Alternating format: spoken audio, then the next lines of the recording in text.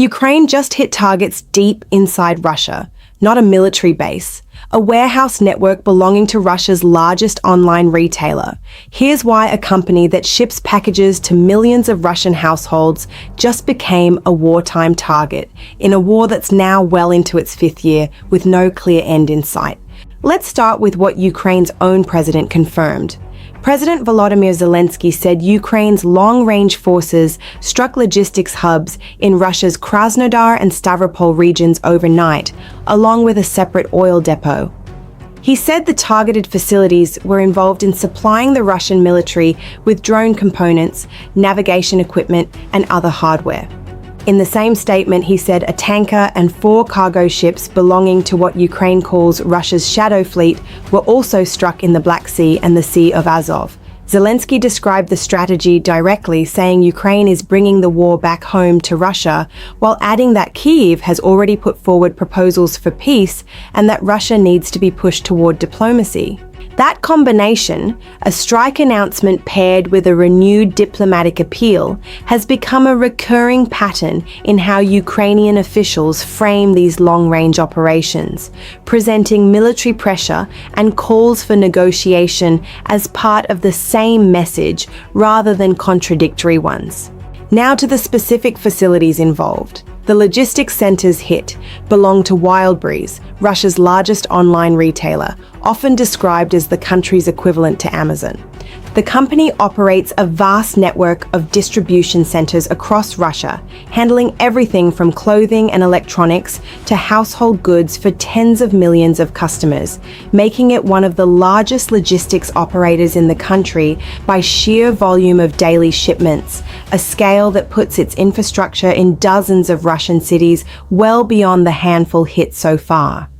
Wildberries founder Tatyana Kim, reported to be Russia's wealthiest woman, confirmed on Telegram that the strikes hit logistics centers in Krasnodar and in Nevinomysk, a city in Stavropol region. Krasnodar region's operational headquarters said 3 people were injured in the strike on the company's warehouse there. Stavropol region's governor, Vladimir Vladimirov, said 5 employees were injured after drones hit the logistics complex in Nevinomysk, and a state of emergency was declared in the city. Separately, drones struck an oil depot in the city of Armavir, also in Krasnodar region, where local authorities said a fire spread across roughly 800 square meters, requiring more than 40 emergency responders to extinguish. In Krasnodar itself, debris from intercepted drones damaged 2 apartment buildings, though authorities said no one was hurt in that specific incident. Russia's own account of the night emphasized its air defenses rather than the damage. Russia's defense ministry said its forces intercepted and destroyed 242 Ukrainian fixed-wing drones between the evening of July 21st and the morning of July 22nd across Krasnodar region, Stavropol region, occupied Crimea, and the waters of the Black and Azov Seas. Ukraine's own Unmanned Systems Forces commander, Robert Brovdy, appeared to hint at Ukrainian involvement ahead of official confirmation, posting cryptically on Telegram that the purple color of the Wildberry takes on a different feel now, an apparent reference to Wildberry's branding before Zelensky's statement made the connection explicit. Unverified footage purporting to show large fires at the targeted warehouses circulated on social media following the strikes, though it has not been independently authenticated as of this recording. This isn't the first time this specific company has been targeted. On July 18th, Ukrainian strikes hit 2 other Wildberries logistics centers in Russia's Moscow and Tambov regions. That earlier attack was significantly deadlier, killing 8 warehouse workers and injuring 62 people, according to reporting at the time. Those 2 incidents, 5 days apart, mean Wildberries facilities in 4 different Russian regions have now been struck within the same short stretch of the war, moving from the country's central regions near Moscow to its southern regions bordering the Black Sea, a geographic spread that suggests this isn't a one-time operation against a single warehouse, but an ongoing campaign against the company's broader network. Compared to that earlier incident, this week's strikes on the Krasnodar and Stavropol facilities caused far fewer casualties, 8 injured across both locations combined, though the pattern of targeting the same retailer's infrastructure a second time in under a week is notable on its own. So why would a civilian online retailer become a repeated wartime target at all? Zelensky has defended these strikes as part of Ukraine's broader defensive campaign against Russia's invasion, arguing that Wildberries warehouses have stored goods subject to Western sanctions with what he's described as dual-use potential, meaning items that could serve both civilian and military purposes. Neither Zelensky's statement nor other Ukrainian officials have published detailed evidence publicly identifying exactly what dual-use materials were stored at these specific facilities, so that justification currently rests on Ukraine's own assessment rather than independently verified documentation.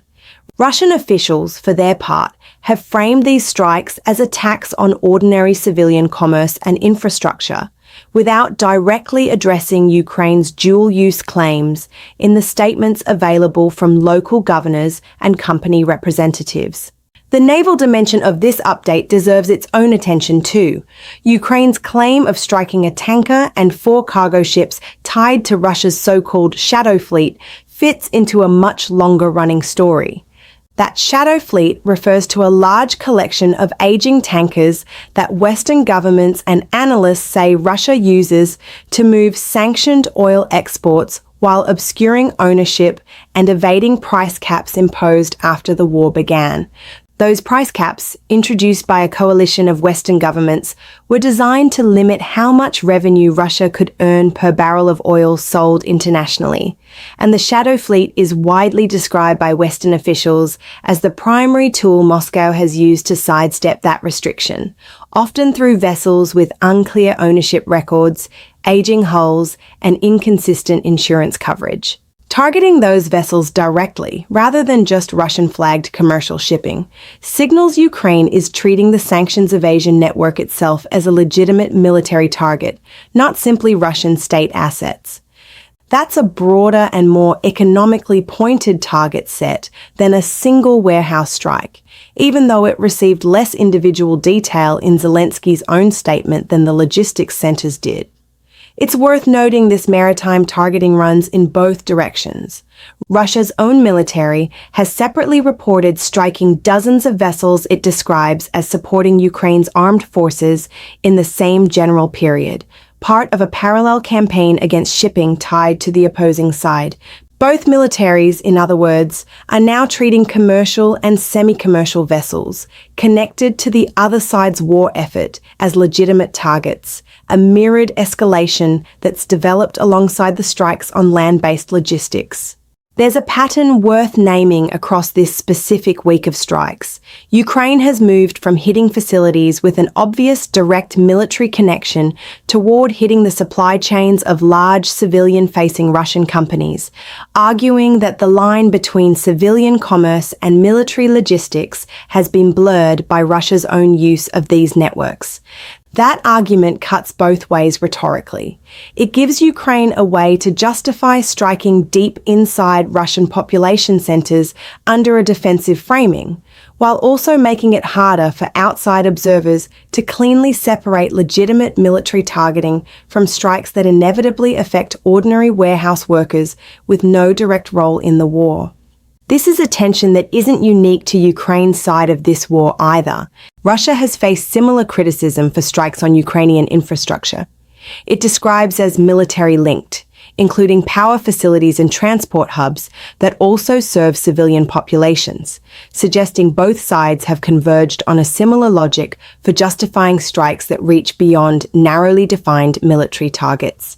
The casualty figures from both this week's strikes and the deadlier July 18th attack make that tension concrete rather than abstract. There's an economic dimension to this beyond the immediate casualties too. Wildberries employs a large workforce across its distribution network and represents a significant share of Russia's domestic e-commerce activity, meaning repeated strikes on its infrastructure carry an economic cost to ordinary commerce inside Russia that's separate from whatever military-linked materials Ukraine says were also stored there. Disruptions to a logistics network this large tend to ripple into delivery delays and inventory shortages for everyday consumer goods, a cost that lands on Russian shoppers and warehouse employees, regardless of whether Ukraine's dual-use claims about specific facilities turn out to be accurate. It's also worth being precise about what remains unconfirmed here. Russia's figure of 242 intercepted drones has not been independently verified by outside monitors, and it's presented without a breakdown of how many drones may have gotten through versus how many were actually aimed at each specific target. Numbers of this kind, large, round, and difficult to independently check in real time, have appeared regularly from both governments throughout this war, and they tend to serve a communications purpose, demonstrating capability and resolve, regardless of their precise accuracy. The exact contents of the Wildberries facilities, whether they genuinely held military-linked components, as Ukraine claims, has not been demonstrated through published evidence available to outside reporting as of this recording. Both of those gaps are the kind of detail that tends to get clarified, if it ever does, over the days following an attack like this one, rather than in the initial statements from either side. Here's where this leaves things. Ukraine has now struck Wildberries' logistics infrastructure twice in under a week, first in Moscow and Tambov regions with a heavy civilian death toll, and now in Krasnodar and Stavropol with far fewer casualties. An oil depot and 5 vessels tied to Russia's shadow fleet were also hit in the same operation, according to Ukraine's own account. Russia says it intercepted 242 drones overnight, a figure that hasn't been independently checked. 8 people were injured across the 2 facilities hit this week, a far smaller toll than the 8 deaths and 62 injuries from the July 18th strikes on the same company's other warehouses. And the underlying justification for targeting a retail logistics network, that it doubles as military supply infrastructure, remains an assertion from one side of the war rather than something independently documented in public. Neither government has indicated this specific campaign against Wildberries facilities is finished, and the company's remaining distribution centers across Russia haven't been publicly identified as either confirmed future targets or confirmed safe from further strikes. We're not going to tell you whether that justification holds up. But we do want to ask you, when a war expands from military bases to a country's biggest online retailer, where do you think the line should be drawn between a legitimate target and a civilian one? And does the answer change once actual casualty numbers are attached to it?